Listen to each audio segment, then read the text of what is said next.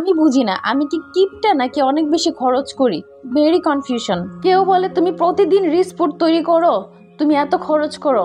আবার আমার হাজবেন্ড আমাকে বলে তুমি কি জানো তুমি যে কিপটে, একদিন একটা রিচ ফুড তৈরি করলে সেটার থেকে আবার কতটুকু খাবার কিপটেমি করে রেখে দাও। আসলে ঘটনা হয়েছে কি, আমি সপ্তাহে একদিন বা 2 সপ্তাহে একদিন যেটা করি, চিকেন চাপ অথবা চিকেন গ্রিল তৈরি করি। সেই গ্রিল বা চাপ থেকে কিছুটা চিকেন রেখে দিই, যেটা পরের দিন স্যান্ডউইচ, পিৎজা, শর্মা করে ফেলতে পারি। শুধু এটা না, আরো দেখা যায় যে বিভিন্ন আইটেম রান্না করে সেটা থেকে কিছুটা রেখে দিয়ে পরের দিন অন্য কিছু আইটেম রান্না করি, যেটাতে সবাই ফিল করে যে প্রতিদিন রিচ ফুড খাচ্ছে বা রেস্টুরেন্টের খাবার খাচ্ছে।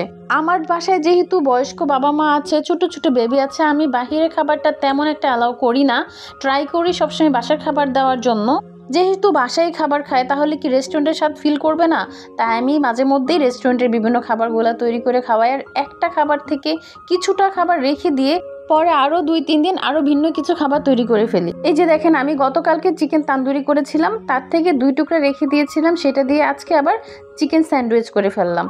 খুবই ইজি। যদি চিকেনটা রেডি থাকে তাহলে স্যান্ডউইচ, বার্গার, শর্মা, পিৎজা এগুলো তৈরি করা কোনো ব্যাপার বলেন? এজন্য আমি প্রথমে চিকেনের পিস দুটোকে হাতে টেনে টেনে ছিঁড়ে ছিঁড়ে একদম ছোট ছোট টুকরো করে নিয়েছি, আর একটা শসা কুচি করে নিয়েছি। বাসায় তো পাউরুটি থাকে, সেভাবে যেহেতু আজকেও পাউরুটি এনেছে তো ভাবলাম যে আমি চিকেন স্যান্ডউইচটা করে ফেলি।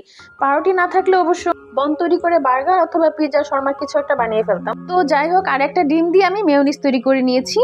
যেহেতু চিকেন তান্দুরি তো একটু স্পাইসি থাকে, যার জন্য আমি এখানে কাঁচামরিচ কুচি দেইনি। তো আপনারা এখানে কাঁচামরিচ কুচি, ধনেপাতা কুচি, পেঁয়াজ কুচি অ্যাড করতে পারেন। যেহেতু আমি শর্টকাট ভাবে নাস্তাটা বানাচ্ছি তো এখানে পেঁয়াজ কুচিটা আসলে অতটা প্রয়োজন নাই। আর যেহেতু চিকেন তান্দুরিটা একটু ঝাল ঝাল থাকে তাই আমি কাঁচামরিচটাও দেইনি, তেমন কোনো ঝামেলাই করিনি। তারপরেও দেখেন এই যে মেয়োনিজ দিয়ে যে শসা আর চিকেনটাকে একসাথে সটে করে নিয়েছি, দেখেন লুকিংটা কতটা ইয়ামি হয়েছে, খেতেও কিন্তু দুর্দান্ত ছিল। এই প্রিপারেশনটা আমার লেগেছে ঠিক 4 মিনিট। এই তো এখন মূল অংশে চলে গেলাম। পাউরুটি সাইডের যে ব্রাউন অংশটা আছে সেটা কেটে নিচ্ছি। আমি কিন্তু আমারটা ব্রাউন অংশটা কেটে নেই না, ঠিক এইভাবেই যেভাবে থাকে সেভাবে বানিয়ে নিই। বাচ্চারা তো সাইডের ব্রাউন অংশটা খেতে পারে না, যার জন্য এই সাইডের ব্রাউন অংশটা কেটে নিতে হচ্ছে। তো যাই হোক, দেন আমি 2টা স্লাইস নিয়ে নিচ্ছি একসাথে, নিয়ে 2 পাশে মেয়োনিজ দিয়ে মাঝখানে এই পুরটা দিয়ে দিচ্ছি। দ্যাটস ইট, আমার চিকেন স্যান্ডউইচ কিন্তু একদম রেডি। এই চিকেন স্যান্ডউইচটা যে কি টেস্টি হয় এটা একবার বানালেই বুঝতে পারবেন। আর মেয়োনিজটা তো বাসায় তৈরি করা, আর সব কিছুই হোমমেড। আর এটা অনেক বেশি হেলদি এবং কি অনেক বেশি টেস্টি। সত্যি কথা বলতে আমার হাজব্যান্ড বলে বা আমার শ্বশুর শাশুড়ি ওরাও আমাকে বলে যে রেস্টুরেন্টের চিকেন স্যান্ডউইচ থেকে নাকি এটা অনেক বেশি টেস্টি হয়। আমার বাচ্চারাও খুব পছন্দ করে। এই টেকনিক ফলো করে কিন্তু আপনি আপনার বাচ্চাকেও প্রতিদিন টিফিনে নতুন নতুন সুস্বাদু খাবারগুলো দিতে পারেন, সেও বাহিরে খাবার খেতে চাইবে না।